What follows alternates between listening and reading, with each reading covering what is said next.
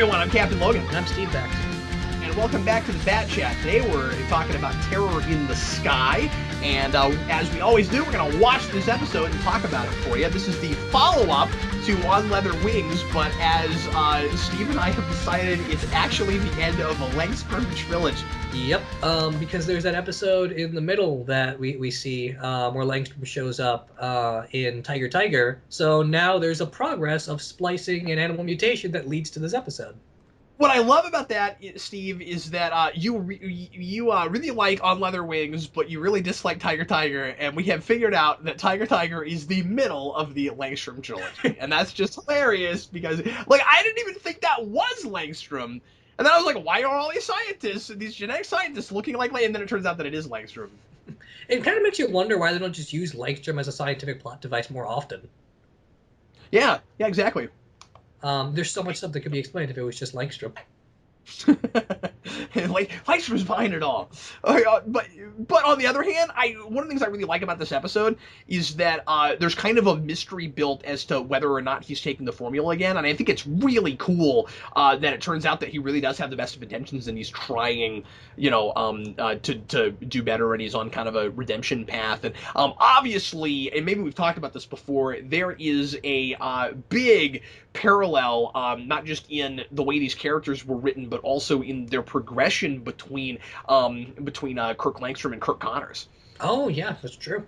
They are kind of the same character. Yeah. Well, not exactly. I mean, obviously, Langstrom's not trying to fix an arm or something, but they have a lot in common. I mean, it depends, because there are versions of Langstrom where he's trying to cure deafness and stuff like that.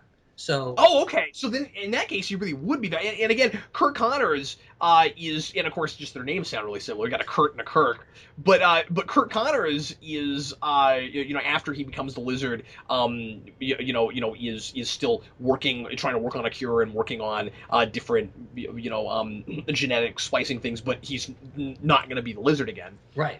Right, and it's going to be interesting to see what you think of this by the end, because it's based on a comic, and the comic is also very, very good. And I don't think anyone's read enough Frank Robbins' Batman, but that's some of the best stuff that was published in the 70s. Okay, so this is borrowing from stuff going back that far. Yep. Cool. All right. Well, once again, we're going to watch this and talk about it. And if you want to watch it with us, you can rig up your DVDs or your Amazon Prime, however you want to watch it. Get it timestamp 0. Make sure that you're watching the correct episode.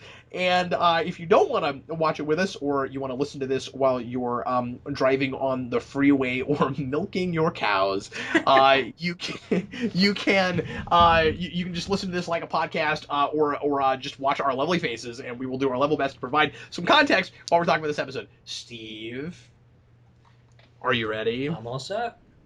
Okay, everybody, please press play right now.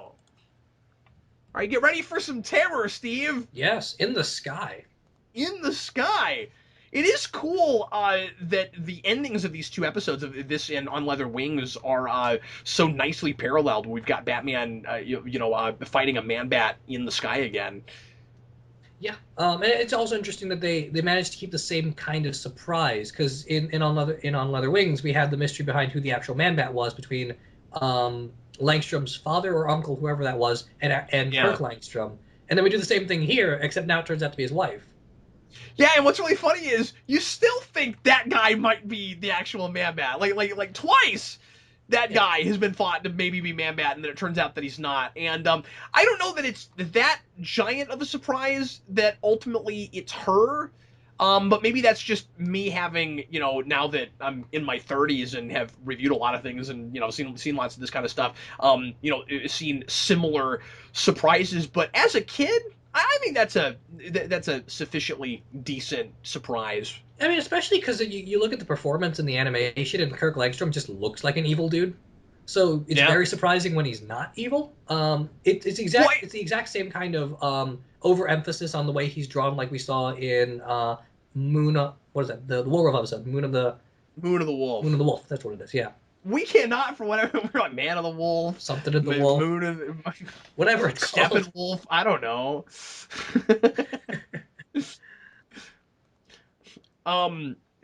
this episode I think is trying really hard to be as close to as good as On Leather Wings as it can be, because by this point that's already one of the big beloved episodes of the show. So you're gonna do a follow up. You got to do your level best to get as close to the quality as you can of that. And I think that it's recapturing that atmosphere and ambiance as well as it can. Yeah, animation looks almost as good. The big thing that On Leather Wings has that this episode doesn't, and I don't think any episode has afterwards, is the blood. And that Batman actually gets physically beat up pretty badly throughout that flight, and they just can't get away with that again. Yeah, that's a good point. Look, it's Man Fruit Bat. I always really dug Man Bat's design in this show.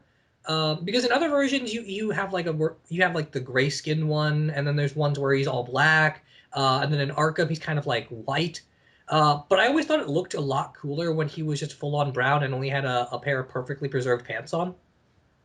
Yeah, he's got that in common with the Hulk. Exactly. And I think that this is sort of the definitive Man Bat design now. I think it is. All the toys of Man Bat I have follow this one pretty closely. That's exactly why I said that. Jason just got the Man Bat for his Imaginext collection, and I love how they do scale with those toys, Steve, because it's way bigger than all the other figures, and it's got a gimmick where you press the back and the wings do this, and it looks like this Man Bat. It's really cool. That's awesome. The DC Universe Classics Man Bat I have has exactly this. The only difference is that he's wearing jeans. And he probably doesn't do this. No, he probably doesn't do that. No, he's got a really interesting articulation though, where he's got like 3 or 4 different points on his arm and that change out the wings. It's pretty cool. So this is why you shouldn't sleep with something over your face. because whoever your significant other is that you're sleeping with, if you're suspicious of them of doing something, they can totally just do things right in behind your back, right in front of you. While you got your blindfold on, whatever they call it. Does that have a name? The thing that you wear over your eyes when you're sleeping? I think it's just a blindfold. Is it just a blindfold? Oh, okay, I don't know. It's like, oh, she's not going to notice things. But see, this is setting up the mystery really well, because we don't know. We make the assumption that he brought the fruit back, because he was Man Bat, and that he scratched up the carpet and stuff. But just because he's rolling that up and everything doesn't necessarily mean that he's the one that did it. And he's not even sure of it either. Like, he's kind of losing it, which I really like. Well, that's true. Yeah, he has every reason to think that he's transforming, and he even says that later. He's like, I think I'm transforming again, but I'm not taking the formula. It's not. I didn't do it. Yeah. I really like how all that's handled, and the tension throughout the episodes sticks with you pretty well. We are making a big deal out of the coolness of this bike. Did you notice that? Well, it's a cool bike. Like Batman's really motorcycle. Cool we got a bunch of close-ups of different parts of it. Like it was like the Batman Forever suit-up sequence. And the helmet is very Dark Knight Returns. When I was a kid, I thought the helmet was kind of funny because it's it just looks like his mask, but it's a helmet. Yeah. But then I didn't realize that there was precedent for that with Miller. But it's his face, but bigger. Sort of is. Yeah. Really quickly, I will mention the comic this is based on is Detective Fort 29. It's written by Frank Robbins. And that's around the same time Dennis O'Neil got started in the comics. And their big thing throughout those issues was Man Bat. And if you go down and buy Showcase Presents Batman Volumes 4 and 5, you get the start of Dennis O'Neil's career on Batman, and you also get the start of Man Bat as a character. And they do this thing where Man Bat shows up very periodically throughout a whole bunch of issues. So Batman's dealing with him as a constant struggle all the way through. And they do exactly what you want them to, which is Batman more of a monster or is he more of a person? They do the exact thing of how animalistic of a character is Batman and how much of his need to prove that he's not evil by having all these arbitrary rules makes him more monstrous because he's imposing systems on the world that aren't necessarily there by themselves. And it's really interestingly done. The comic that this is based on doesn't borrow too much from it, but it's got some of the same lines, particularly by the end. Yeah, and you can't help but wish that it dealt with some of those same questions with Batman in this too. Yeah, and I mean, to be fair, it'd be tougher to do it in this show because it's so serial or so episodic. And that was more of just there's someone in the background and it's progressing very, very slowly. Like that's a 50-issue run of. But those are, yeah, but I'm just saying that's still a question that you could at least kind of bring up and have Batman ask himself a little bit, because even within a 22-minute episode, we have had Batman in this show be really conflicted about why he does what he does, and if it's really necessary, and if he's doing it for other people or too much for himself, and the question of madness still comes up. That's true. I still say Man-Bat would be perfect for a Batman film, particularly your first one. Because those kinds of questions you could get out of the way right from the beginning and set a really interesting tone for the rest of the series. If anybody has a girlfriend or a wife named Francine, and they actually shorten it and give her the name the nickname Francie, they should not do that, and they should knock that off. Yeah, if And you're not just don't say, do it. don't say Francie. That Sounds sounds really dumb. One thing that I will complain about with this episode is that, especially in that scene there when she runs off, that is obnoxiously melodramatic. Yeah. The way the line is both written and read, it's obnoxious. Love all the weather in this episode. Yeah, I also just love the slow progress of things, like Kirk Langstrom's facial hair and his hair getting a little bit more and more out of place as the episode goes on. All those little details are nice. Yeah, and emphasis on details. Like we open this making showing that it's snowing and there's a lot of weather, and like it would have been, you didn't have to, when Batman opens the door, show that it's really super windy and what's going on outside and have that sound effect, but they went that far, and that adds to the realism of the atmosphere. You forget sometimes with the show that you're watching animation. Yeah, and they do a lot of that even in this fight where like you hear the wind sound effects and stuff like that that you don't necessarily need to put in, but they do. I like the subtlety of giving this Man Bat the tattered white shirt around that looks almost like a sash, or like when I first saw it, I thought that it was like a white patch of fur, but it's not. It's a shirt, and Yeah. the subtlety of this Man Bat has a little bit of a different look, so it could still be Langstrom because he was just wearing different clothes, but it's probably someone else, and so you're questioning that all the way through. I mean, honestly, the pants ought to be a giveaway Yeah, the pants are the big thing because of the because they're bright color. red.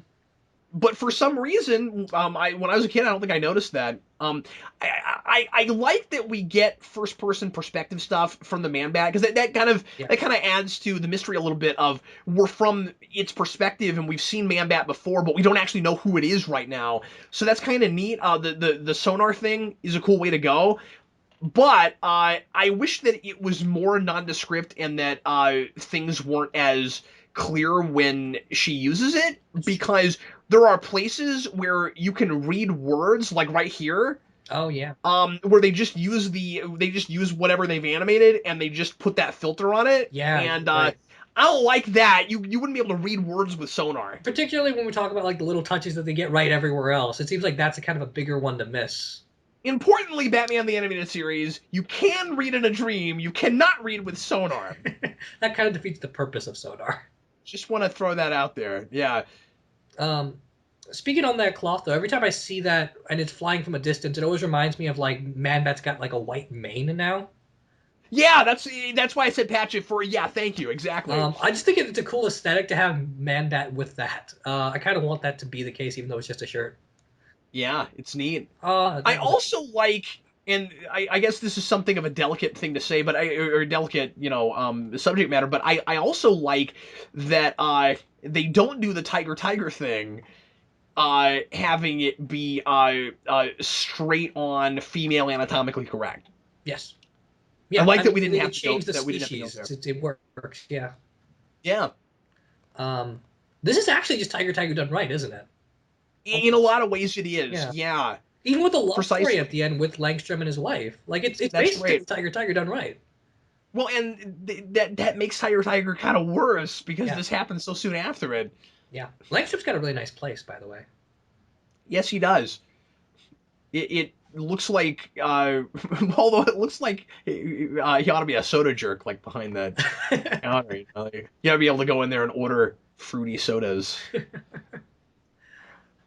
um, I'm not sure who voices Langstrom off the top of my head, but I really like him. Yeah.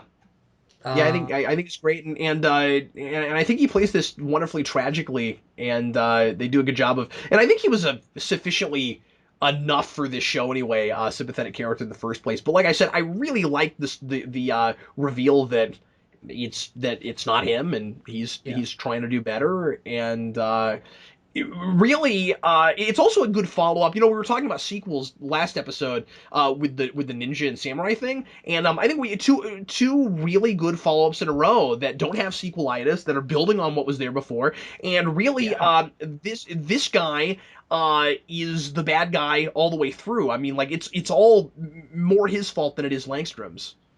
Yeah, yeah, you're right. I Um, mean, he's the real villain through all this. And yeah. he's also a psychopath, right? His whole you know a bat creature could survive the next evolutionary cataclysm better than humans. Even if that's the case, what is the point if we lose our ability to think? Yeah, I mean, it's almost like he's counting on an apocalypse to happen of some kind anyway. Yeah, it's almost like he wants to see that happen so that he can see himself as the savior of mankind. Where you know you get a lot of these crazy mad scientists where oh look, we got another flashback, Steve.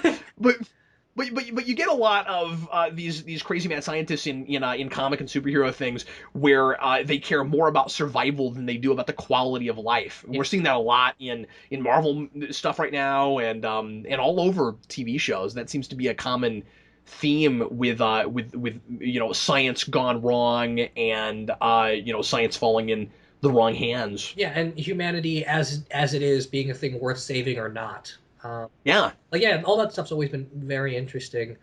Yeah, and what makes our species, what gives our species worth? Like, if it isn't our ability to reason, then what is it? Yeah, especially if our reason doesn't work as well as instinct as Langstrom is claiming here.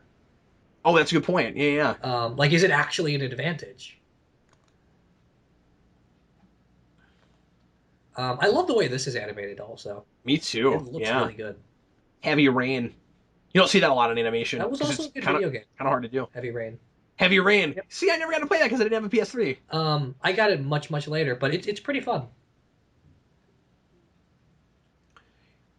I once again, decent mystery in that we already pretty well know who the man bat is now, but it's still kind of fun to see her find out about it. Like we don't feel like we're catching up.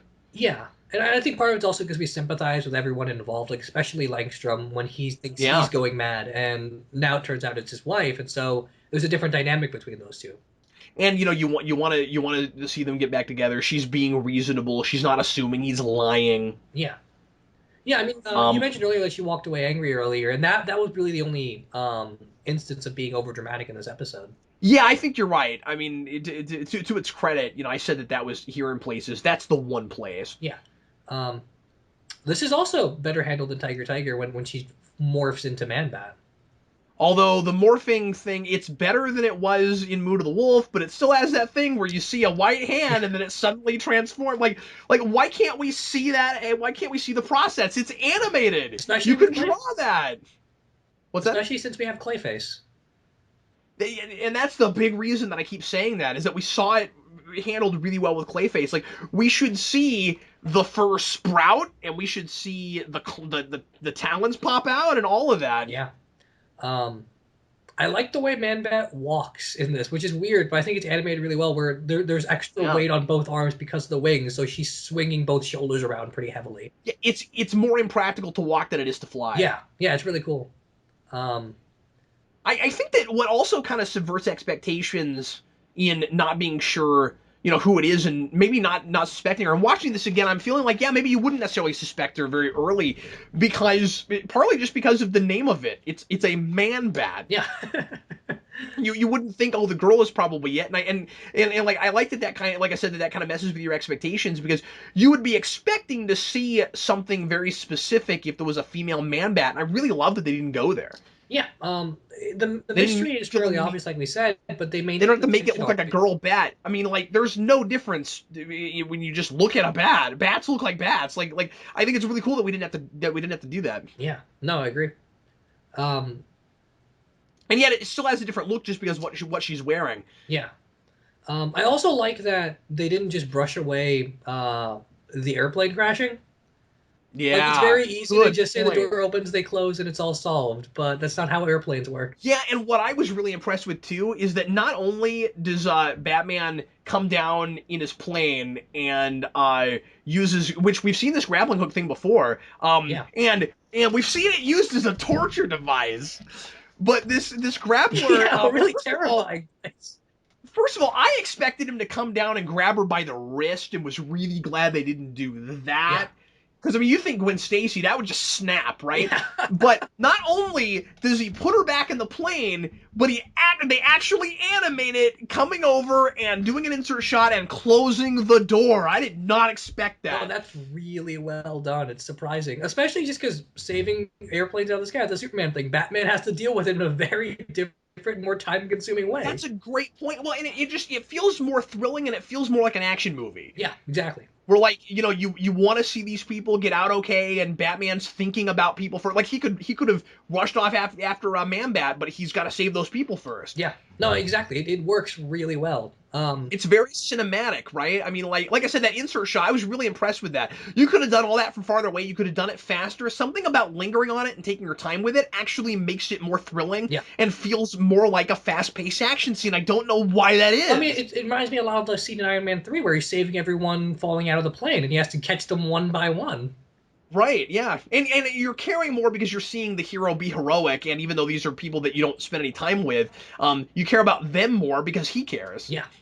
Um, Another thing, just aesthetically, Gotham covered in snow is something I always like seeing a lot. Me too. Yeah. Like so much, because I'm not a big fan of Batman Returns, but so much of what I like about that movie is just the atmosphere and the aesthetic of it's Gotham at Christmas time. Yeah. Also, playing Batman Arkham Origins is not a very good game, but the It's atmosphere of that is also really nice. it's really fun to get to go around, and I thought it was neat that they did Rises in that time period too. Oh yeah, that's true. Rises looks really good in there, and then Batman Noel, which is also a Batman Christmas story. Yeah, That's a it was, beautiful book. and one of the coolest Christmas comic things ever Oh yeah, done, ever. one of the best So twists on good. a Christmas Carol ever. Yep. No, that's gorgeous. So Batman just beat Man Bat with a hairdryer. Didn't think of it that way, but yeah, it's totally a hairdryer. Now, one thing that is really silly, of course, is that to protect modesty in a children's thing, that when she morphs back into human, the clothes will morph too, just like Animorphs. That's true. I guess Okay, that's just now harder to get around. I meant to look this up. I can't remember the name of it, but I'm so impressed with Shirley Walker's score in this part. I don't know if she did this on purpose, but she has to have. If you listen to the music right then, that is again, I can't remember the name of the piece, but that is the piece from that last bit of Fantasia Oh, really? with the big gargoyle that looks a lot like Man-Bat, and she's gone in and used it. That's really cool. That's really cool. But you know what I'm talking about? Dun Yeah. dun dun dun dun dun dun dun. She's using the undercurrent of that. Yeah, no, it's really clever. I didn't notice that. I didn't either until the watch I did in preparation for this, and thought that was really cool. Yeah.